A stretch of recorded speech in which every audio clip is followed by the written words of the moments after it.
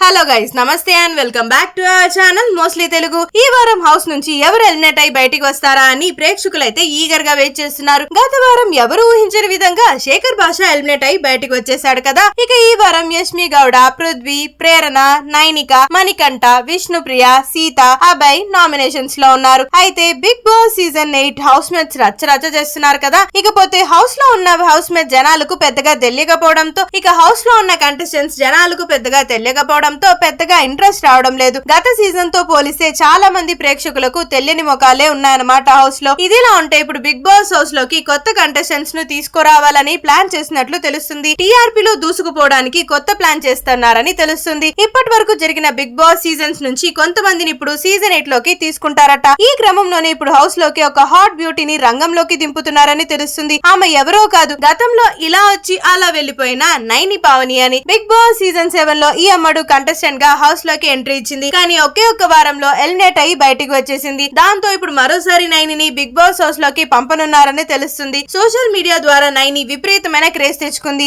ఈ అమ్మడికి సోషల్ మీడియాలో దగ్గర 1 మిలియన్ ఫాలోవర్స్ ఉన్నారు. పలు షార్ట్ ఫిల్మ్స్ లో పాపులర్ అయింది. ఇప్పుడు నైనిని మరోసారి హౌస్ లోకి దింపనున్నారని తెలుస్తుంది. ఇక ఆమె ఫ్యాన్స్ కూడా నైని హౌస్ లోకి రావాలని కోరుకుంటున్నారు. మరి నిజంగా Naini Pavani Bigg Boss house లోకి ఎంట్రీ ఇస్తుందేమో వేచి చూడాల్సిందే. మరి మీలో ఎంతమంది బిగ్ బాస్ సీజన్ 8 ఫ్యాన్స్ ఉన్నారు? మీరు రెగ్యులర్ గా చూస్తున్నారా? అండ్ మీ ఫేవరెట్ కంటెస్టెంట్ ఎవరో కామెంట్ బాక్స్ లో చెప్పేయండి.